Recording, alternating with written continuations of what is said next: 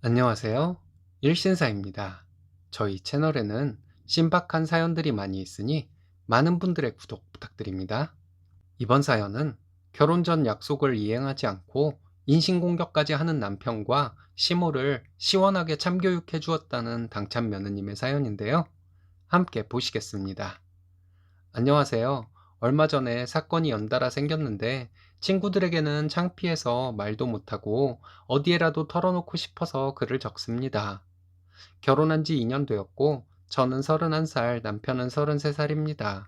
연애를 오래 한 것은 아니지만 둘 다 안정적인 직장을 다니고 있고 더 나이가 들기 전에 결혼하자 생각해서 결혼했습니다.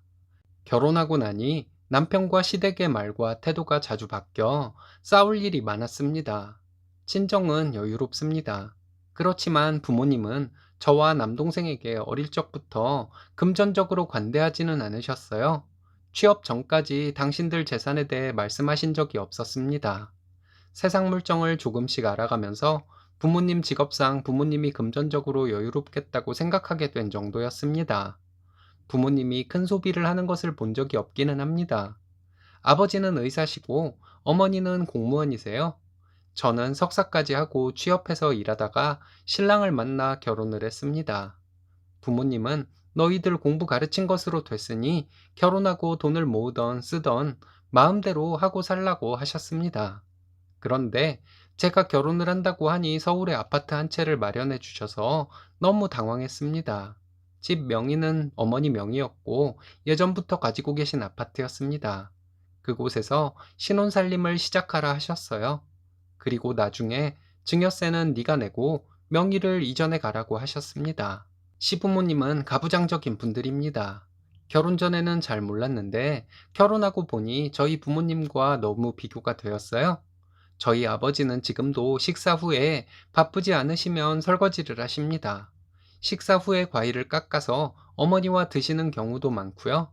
그런데 시부모님은 모든 일을 앉아서 저에게 시키시는 분들입니다.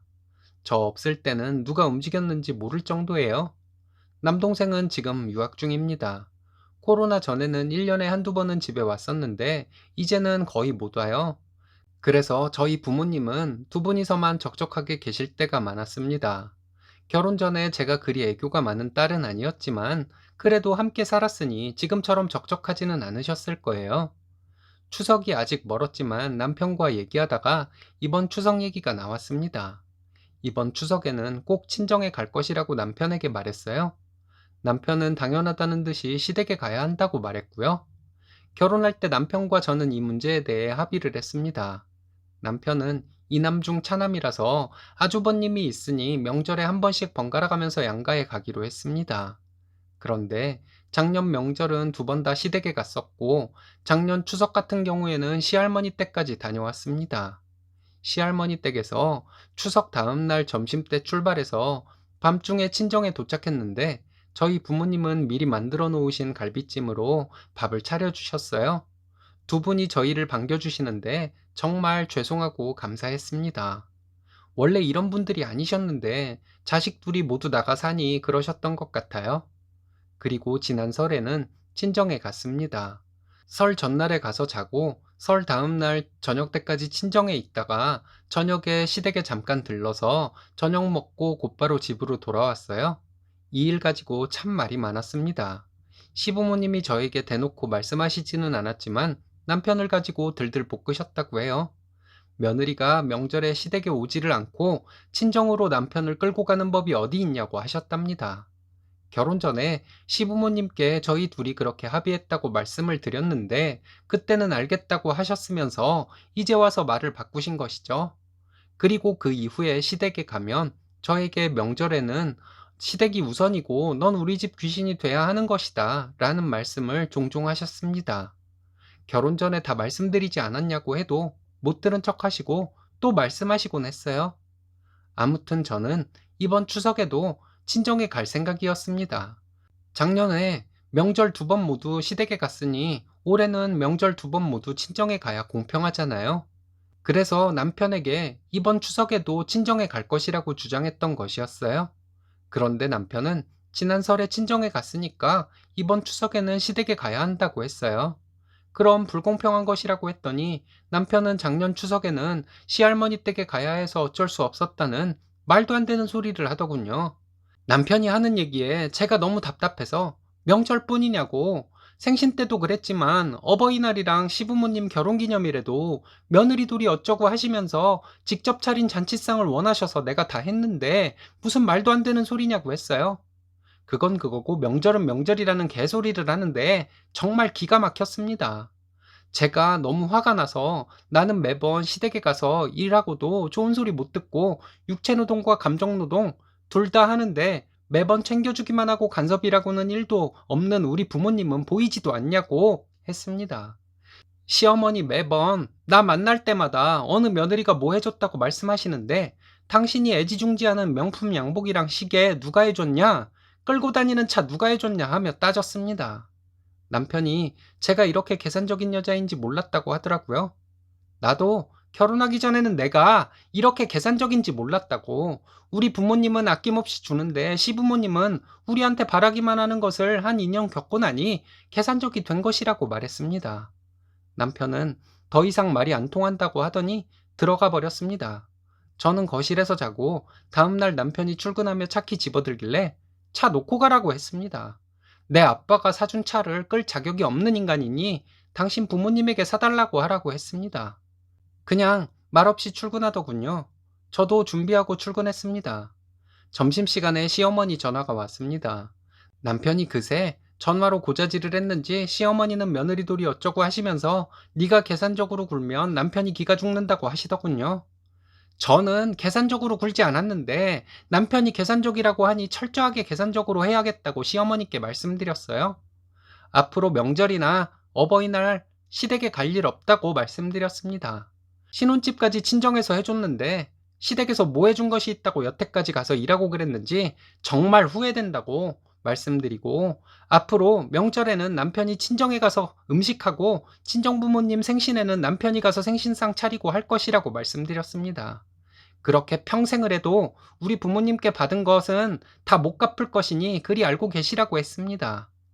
맨날 내내하던 제가 이렇게 말하니 시어머니는 놀라셨는지 말이 없으시더라고요. 결혼하면서 해온 것도 없는 주제에 한 번만 더 시댁 어쩌고 하는 말 하면 맨몸으로 내쫓아 버릴 것이라고 말씀드리고 전화 끊었어요. 그리고 남편에게 전화를 했습니다. 그새 시어머니에게 고자질했냐고 장한 아들이라고 빈정대듯이 말했더니 용건을 말하라고 짜증을 내더군요.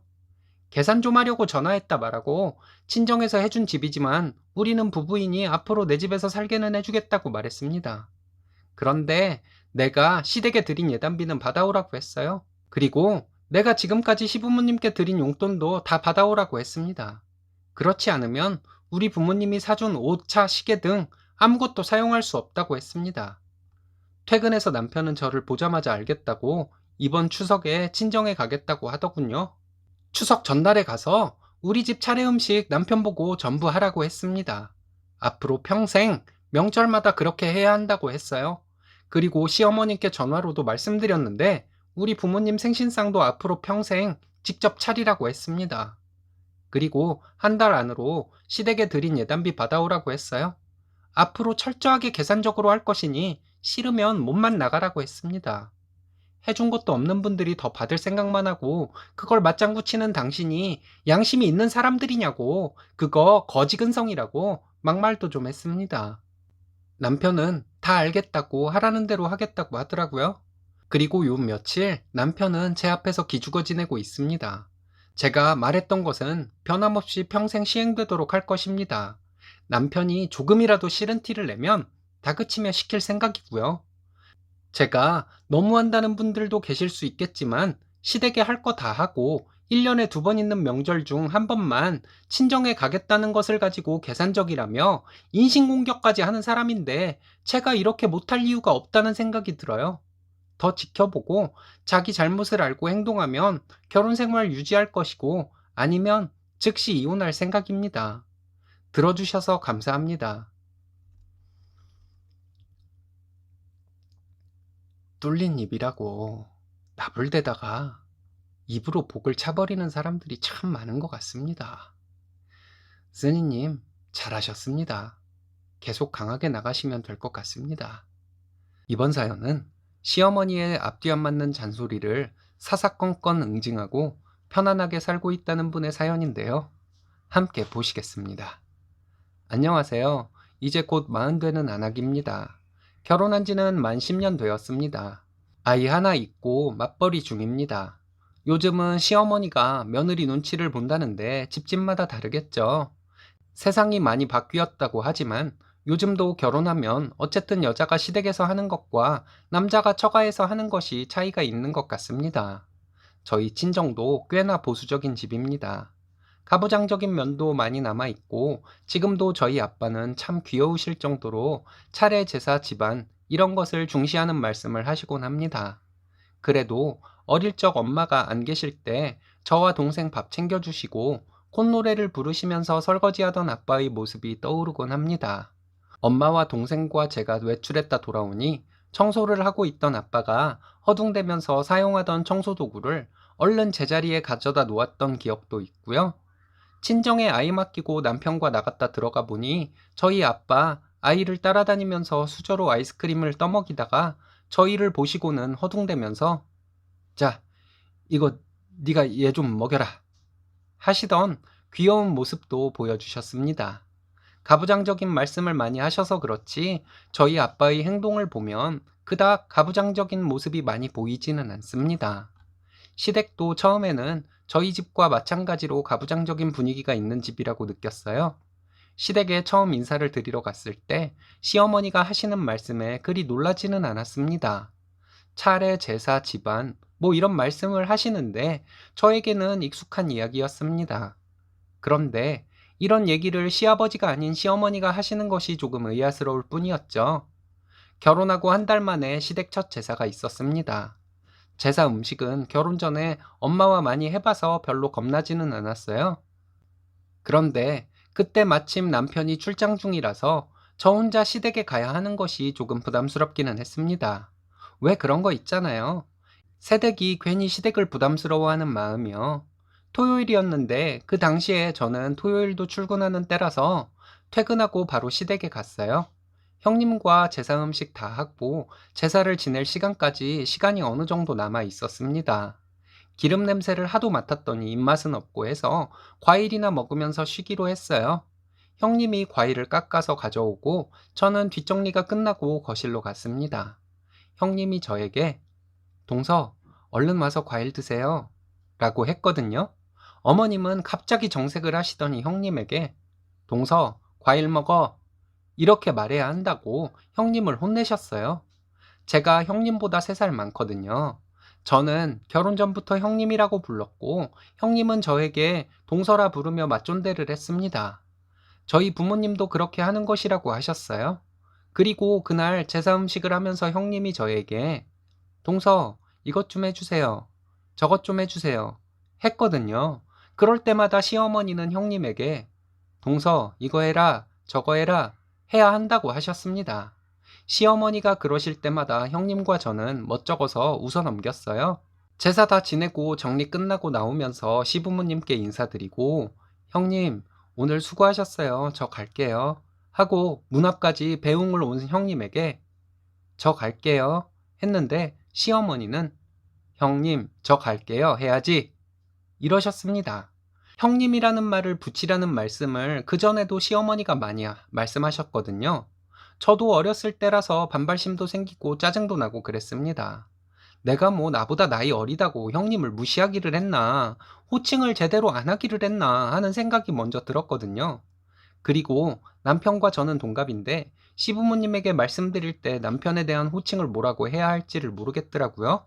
친정부모님께 여쭤봤더니 땡땡씨가 땡땡씨는 이런 식으로 하라고 하셨습니다. 그런데 시어머니는 저에게 결혼도 했으니 남편을 부를 때도 땡땡씨라고 부르고 존대를 해야 한다고 하시더군요. 친구처럼 지내다가 연인 사이가 되고 결혼을 했는데 어디 그게 쉽게 되나요? 시댁에 있을 때만 시어머니가 시키는 대로 했습니다. 그리고 시어머니는 너희 시아버지께 자주 전화드려라. 형님한테 자주 전화드려라. 시댁 어른들을 뵈면 인사할 때 앞에 꼭 호칭을 붙이고 인사드려야 한다 등등 잔소리가 끝이 없었습니다. 예를 들어 고모님을 뵈면 안녕하세요 하지 말고 고모님 안녕하세요 이렇게 인사를 해야 한다는 말씀이셨죠. 근데 정작 남편과 아주버님은 고모님을 뵈면 고모 이렇게 부르고 눈인사를 하는 정도였어요. 그리고 고모님께 반말을 썼고요. 그리고 제가 아주버님과 만났을 때 인사를 하면 아주버님은 고개만 까딱거리고 저에게 재수씨라고 부른 적이 거의 없었습니다. 결혼하고 첫 제사 지내고 얼마 안 지나서 시어머니는 저에게 시댁 행사를 적어서 주셨습니다. 시부모님 생신과 아주버님 형님의 생일까지는 이해를 하겠는데 고모님 생신, 외삼촌들 생신, 이모님 생신까지 적혀 있고 심지어 고모부님 제삿날까지 적혀 있더라고요. 정말 웃긴 것은 시댁에서 제사가 있을 때마다 남편에게 이번에 누구 제사냐고 물어보면 자기도 모른다고 하는 것이었습니다. 시댁에서 식사할 때 남편이 밥이나 국을 더 먹으려고 일어나서 푸려고 하면 시어머니는 남자가 그런 거라냐? 하면서 어머님이 떠주셨어요. 이때 정말 나이도 어릴 때라 친구들이 더 있다 결혼하지 뭐가 그리 급해서 결혼을 하냐고 하던 말이 생각났습니다. 어머님 잔소리 때문에 답답하기만 하니 남편에게 짜증이나 내고 신혼인데 알콩달콩한 것은 없고 화병이 나려고 하더라고요. 그때는 잘 몰랐는데 지금 생각해보면 그때 남편은 뭐하고 있었나 몰라요. 나중에 들어보니 결혼 전에는 시어머니가 아들을 그렇게 떠받들지도 않았다고 합니다. 그럼 남편이 아무리 어렸어도 엄마, 내가 결혼하니까 왜 그렇게 달라졌어? 이런 말이라도 할 수 있는 것이잖아요. 어디서 들은 말인데 남자들 자기 여자 형제가 결혼해서 대우 못 받는 것은 개거품을 물면서 자기 와이프 대우 못 받는 것은 넓은 마음으로 이해한다고. 결국 남는 건 부부인데 혼자 살고 싶은 건지. 그렇게 답답한 마음으로 살기를 6개월 지났을 무렵에 제사가 있어서 회사에 사정을 말하고 점심때쯤 퇴근해서 시댁에 갔습니다. 그날도 시어머니의 잔소리는 계속되었어요. 그날은 정말 시댁에 가기 전부터 시어머니 얼굴도 보기 싫고 목소리도 듣기 싫었습니다. 저도 모르게 한숨을 쉬며 일을 했나 봐요. 음식을 다 하고 제사 시간까지 시간이 남아서 거실에 모여서 쉬고 있는데 남편과 아주버님이 퇴근해서 왔습니다. 아주버님은 그날도 역시 제가 인사를 해도 본체만 채 하더라고요. 더 짜증이 났습니다. 그러다가 시어머니가 저에게 경건한 마음으로 준비해야 할 제사인데 한숨을 쉬면서 일을 했다고 또 잔소리를 하시더라고요. 제가 아주버님한테 물어봤어요. 아주버님, 근데 오늘 누구 제사예요? 했더니 아주버님은 글쎄요. 이맘때 항상 제사를 지내는 것은 아는데 정확히는 모르겠네요. 증조할머니인가? 이러더군요. 또 제가 남편에게 물어봤는데 남편도 똑같은 대답이었습니다. 저희 부모님은 어렸을 때부터 제삿날에 누구 제사인지 귀에 못이 박히도록 말씀하셔서 지겨웠는데 이유가 다 있어서 그러신 것이었다고 시어머니 들리게 남편에게 말했습니다. 그리고 남편에게 여지껏 그렇게 제사를 많이 지냈는데 누구 제사인지도 모르고 지냈냐고 말도 안 된다고 하면서 어머님이 앞으로 제삿날마다 누구 제사인지 꼭 알려주셔야겠다고 했습니다. 시어머니 표정 가관이었어요. 남편에게 고모님이나 외삼촌 생신에 지금까지 전화드린 적 있냐고 물어봤더니 그런 적 없다고 하더군요. 이게 말이 되냐고. 그럼 고모부님 제삿날 고모님께 전화도 한번 안 드렸냐고 했더니 그런 날에 자기가 전화를 드려야 하는 것이냐고 되물었습니다. 당연하지 않냐고. 어머니가 나에게 고모부님 제삿날까지 적어주셨는데 몰랐냐고 말했어요. 남편은 그렇다 쳐도 아주버님은 장남이니 그런 것들 다 챙기셨겠다고 했더니 아무 말 없더라고요. 저희 집에서는 상상도 할 수 없는 일이라고 했습니다. 그리고 시어머니한테 지금부터라도 남편과 아주버님에게 꼭 누구 제사인지 말해주고 그분에 대한 경건한 마음을 갖고 제사를 지내도록 해주셔야 한다고 말했어요. 아주버님 아이랑 나중에 태어날 우리 아이들이 보고 배울까봐 무섭다고 했고요. 그리고 남편에게 이 일은 우리 부모님한테는 꼭 비밀로 해야 한다고 말실수하지 말라고 했습니다. 우리 아빠가 이 일을 아시면 속으로 내 시댁을 얼마나 우습게 알겠냐고 말했어요. 말하는 중에 슬쩍 형님 얼굴을 봤더니 입이 귀에 걸렸더라고요. 이후로도 시어머니는 잔소리는 계속되었지만 매번은 아니어도 제가 간혹 가다가 시어머니 논리에 허점을 지적했더니 잔소리가 점점 사라졌습니다. 예를 들면 남편이나 아주버님이 반찬 더 꺼내오는 것을 남자가 어쩌고 이러시면 저는 어머니, 이런 사소한 것은 넘어가시고 더 큰 걸 가르치셔야 해요. 누구 제사인지도 모르면서 제사 지내는 사람이 허세만 생겨요. 이런 식으로 말했습니다. 어머니, 남편과 아주버님 어른들 만나면 눈인사만 할 것이 아니라 큰 소리로 씩씩하게 인사하는 것을 가르치셔야 해요. 저한테는 남편이라 제가 가르칠 수 없어서 어머니께 부탁드리는 거예요. 아이가 아빠 보고 배울까봐 무서워요. 이러고 저는 친정부모님이 시어른들에게 전화 자주 드리라고 해서 전화 자주 드리는데 남편은 저희 부모님한테 거의 전화 안 해요. 무슨 날일 때 왜 삼촌들이나 이모님, 고모님께 전화 드리는 것부터 가르쳐 주세요. 그럼 자연스럽게 처가에도 전화하게 될 거예요. 아주버님도 마찬가지고요. 이런 식으로 간간히 시어머니에게 말했더니 시어머니는 저에게 하던 잔소리가 싹 사라져 버렸습니다. 제가 그런 얘기를 했을 때 시어머니가 적반하장으로 나왔다면 아마 결혼 생활 유지되지 못했을 수도 있었을 거예요. 그래도 저희 시어머니는 양심은 있나 봐요. 본인에게는 한없이 유하고 남들에게는 냉정한 분이지만 그것을 제가 계속 지적했더니 멈추기는 하셨으니까요.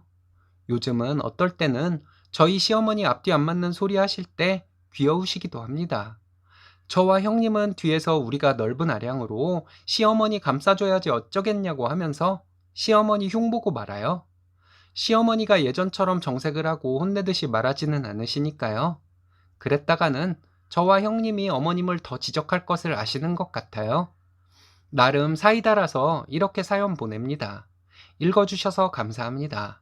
형님과 둘이서 해외여행 한번 가기로 했는데 얼른 코로나가 끝났으면 좋겠네요. 다들 힘내세요. 며느리 휘어잡을 능력이 본인에게 없다는 사실을 시어머니는 생각보다 빨리 받아들이셨나 보네요. 쓰니님이 도량이 넓으셔서 일이 잘 된 것 같습니다. 진정한 사이다 사연이네요. 이번 사연은 아들, 딸 차별하는 집에 오빠가 결혼한다고 데려온 예비 신부가 당당하게 파혼 선언을 하는 모습을 보고 시원하게 느낀다는 따님의 사연인데요. 함께 보시겠습니다. 안녕하세요. 저는 20대 후반 여자입니다. 얼마 전에 오빠 여친이 저희 집에 왔다가 저희 집을 뒤집어 놓고 간 것이 너무 사이다라서 글을 써봅니다. 저는 결혼을 생각하며 만나는 남자친구가 있습니다. 현재 저는 부모님과 함께 살고 있어요. 지금도 남친과 여건만 되면 결혼식은 나중에 하더라도 동거부터 하고 싶은 마음입니다. 하지만 남친도 저도 현재 경제적인 이유로 살림 합치는 것을 미루고 있는 상황입니다. 남친과 살림을 차리든 혼자 자취를 하든 일단은 집을 나가서 살고 싶은 마음 굴뚝 같은데 답답하기만 하네요. 저는 오빠가 하나 있습니다. 저희 집에 함께 살고 있고 저보다 2살 많은 오빠예요. 저희 집은 남아선호 사상이 짙게 배어있는 생활 패턴을 가지고 있는 집입니다. 어려서부터 오빠는 하늘 같은 존재였고 저는 잡초 같은 존재였습니다. 친구들이 부모님 생신이라고 며칠 전부터 선물 준비하고 부모님께 식사 대접할 식당 예약하고 하는 것을 보면 낯선 느낌이 들 정도였습니다. 저는 부모님께 별 애정이 없나 봐요.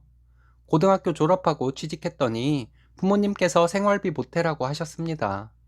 대학, 장학금으로 다니며 이것저것 닥치는 대로 알바해서 월 30만 원씩 드리는 조건으로 본가에 눌러 살았어요. 지금까지 악착같이 돈 모아서 제대로 아주 멀리 나가려고 버티는 중일 뿐 가족에 대한 애정이 있어서 부모님 오빠와 함께 살고 있는 것은 아닙니다. 저희 오빠는 여친이 있는데 교제 기간이 6년 되었다고 들었습니다. 저도 몇 번 그 언니와 만나서 밥을 먹은 적이 있는데 저에게 다정하게 대해주는 언니였어요. 아무튼 오빠와 오빠 여친이 결혼 얘기가 얼마 전부터 나오기 시작했습니다. 그리고 부모님께 인사드린다고 저희 집에 왔어요. 저희 부모님은 손님이 왔는데도 자연스럽게 바닥에 앉아서 맞이하더군요. 방석도 없이 맨바닥에 앉으란 부모님의 말에 언니가 좀 당황한 듯 멈칫하는 듯 하더니 바닥에 꿇어앉더라고요. 제가 꿇어앉아 있는 것을 보고 그러는 것 같았어요. 오빠는 그 옆에 양반다리로 앉았습니다.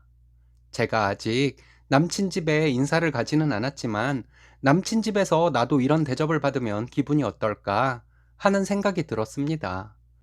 오빠가 내 식구이고 그 언니는 오빠 여친이지만 여자들끼리 동병상련의 마음이겠지요. 일단 그렇게 앉는 것부터 언니는 마음이 상하신 듯 했습니다. 엄마는 아무것도 내오는 것 없이 덕담을 가장한 잔소리를 시전했습니다. 여자가 내조를 잘해야 남자가 기가 산다. 결혼은 가족 간의 화합이니 요즘 되바라진 애들처럼 각자 부모님 알아서 챙기자. 이런 식의 생각은 말고 친부모 딸처럼 지내자. 저희 부모님이 딸을 어떻게 대우하는지를 몸소 겪어온 저로서는 정말 도시락 싸들고 언니를 쫓아다니면서 말리고 싶은 마음이었습니다. 손님 대접이 너무한 것 같아 마음이 쓰여서 제가 냉장고로 가서 주스를 내왔습니다. 주스를 마시면서 엄마가 잔소리를 더 하다가 식사를 하자며 밥을 차리는 동안 언니에게 주스 마신 컵을 씻어달라고 하셨어요. 언니가 좀 멈칫하길래 제가 씻으려고 했더니 엄마가 저에게 넌 가만히 있으라고 하더군요. 나를 못 부려먹어서 안달이던 엄마가 왜 이럴까 하는 생각이 들었는데 저희 집에 처음 온 손님에게 설거지를 시킬 수가 없어서 그냥 제가 했습니다.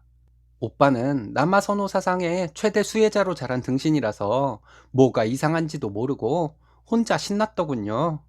밥을 차렸는데 새로 한 음식이라곤 김치찌개 외에는 없고 이건 누가 봐도 손님을 맞아 차려내온 밥상으로 보이지 않을 밥상이었습니다. 거기에다 습관처럼 너무 당연하다는 듯이 남은 식은 밥을 저에게 주시던 것과 같이 언니에게도 주더군요. 바로 옆에 있는 오빠와 아빠는 김이 모락모락 나는 뜨거운 밥이 앞에 놓여 있고요. 이쯤 되니까 언니도 표정 관리가 안 되기 시작했습니다. 저도 늘 먹던 식은 밥이었지만 언니 앞에서 먹기 창피해서 안 먹고 있었고 언니도 수저를 들지 않고 있더군요. 등신 오빠는 신나게 처먹고 있고 아빠는 식사를 하시면서 언니에게 합가에 대해서 말씀하셨습니다. 아빠가 언니에게 한 얘기를 요약하자면 2년만 합가해라. 분가할 때 집 해주겠다. 이런 내용이었는데 언니는 대답을 안 하더군요. 저는 속으로 언니에게 그랬어요. 언니, 당장 나가. 아무튼 언니가 대답을 안 하고 있으니 아빠는 합가의 좋은 점과 중요성에 대해 일장 연설을 하셨습니다. 저희 아빠는 원래도 설교하는 것을 좋아하시는 분인데 딱히 좋은 가르침은 잘 없고 가르침에 일관성도 없으며 언행일치가 안 되는 분이기도 합니다. 언니는 가만히 듣고 있었어요. 아빠가 계속 합가하자는 것에 대한 수긍의 대답을 언니에게 요구했습니다. 언니는 계속 대답을 안 했고 대답이 안 나오면 아빠는 다시 연설을 시작했어요. 세 번쯤 아빠에게 대답을 강요받더니 언니는 저 결혼 안 하겠습니다. 라고 하더군요. 제가 원하고 원하던 말이 언니의 입에서 터져 나왔는데 제가 왜 그리 긴장이 되었는지 모르겠어요. 저는 항상 집에서 기가 눌려서 살아온 탓이겠죠. 그리고 사연글들 보면 보통 여자가 파혼을 결심해도 나중에 남친 잡거나 문자로 통보하거나 그러잖아요. 근데 대놓고 몰아치던 아빠의 연설과 명령에 언니가 훅 하고 들어오면서 결혼 안 하겠다고 당당하게 말을 하니 저도 당황스럽긴 했지만 한편으로는 완전 시원한 느낌이었습니다. 언니의 말에 아빠, 엄마 헉 해서 말 못하고 오빠는 더 헉 하고 아빠는 정신을 가다듬더니 뭐야? 이러니까 행복해지려고 결혼하는 것인데 집안 분위기를 보니까 벌써부터 불행해요. 시작도 하기 전에 마음이 다쳐서 노력해봤자 안 될 것 같고 노력하고 싶은 마음도 없어서 포기하겠습니다. 언니가 진짜 이렇게 대답했습니다. 그것도 아빠 얼굴 똑바로 쳐다보고 말이에요. 아빠 엄청 당황해서 어버버 하시고 엄마는 옆에서 화를 내며 결혼 같은 중대사를 이렇게 쉽게 정하냐며 버럭하시더군요. 쉽게 정하게 해주셨잖아요. 근데 왜 소리를 지르세요? 이렇게 언니가 말하는데 표정도 그렇고 말투도 그렇고 정말 차분했습니다. 오빠가 그제서야 상황이 판단되는지 엄마한테 화를 내며 둘이 얘기 좀 하겠다고 자리 정리하고 언니를 데리고 나갔습니다. 나갔다가 10분 만에 들어온 것을 보니 언니가 오빠랑 얘기도 하기 싫어서 그냥 가버린 듯 했어요. 오빠는 와서 엄마에게 폭풍 난동을 부리는데 아빠한테는 한마디도 못하는 찌질이 오빠가 정말 한심해 보였습니다. 아빠는 본인이 합가드립 쳐놓고는 괜히 엄마 탓을 하는데 이 집은 문제 생기면 다 여자 탓을 하는 집이었으니 저는 일상을 보는 듯 했네요. 아빠랑 오빠가 엄마 탓을 하니 엄마는 언니한테 사과한다며 연락처를 물어봤어요. 전화했다가 통화 거부 당하고 폭풍 문자를 하더군요. 며칠 지난 지금도 오빠는 정신 나간 사람처럼 집착 중이고 엄마는 오빠에게 사과했다가 화냈다가 하는 중입니다. 아빠는 걔 별로다 하고 있는 중인데요. 저는 속이 너무너무 시원합니다. 언니랑 개인적으로 친구하고 싶더라는 나도 꼭 저렇게 할 말 하고 살아야겠다는 생각이 들었습니다. 결혼 준비 중에 이런 비슷한 상황 발생하면 여러분들도 오빠 여친처럼 해보세요. 상대 집안 단체로 멘붕 온답니다. 그 집안이 정신 차리고 정상인 집안이 되지는 않겠지만 남 눈치를 어느 정도는 보게 되겠죠. 예비 며느리감 손님이 왔는데 거의 모욕을 하는 수준으로 대접하는 저희 집이 심하게 비정상적이잖아요. 그 와중에 결혼에 들떠서 신난 오빠도 참 등신이고 저는 더 악착같이 돈 모아서 조금이라도 더 빨리 이 집에서 나갈 생각입니다. 가능한 한 멀리 멀리 가려고요.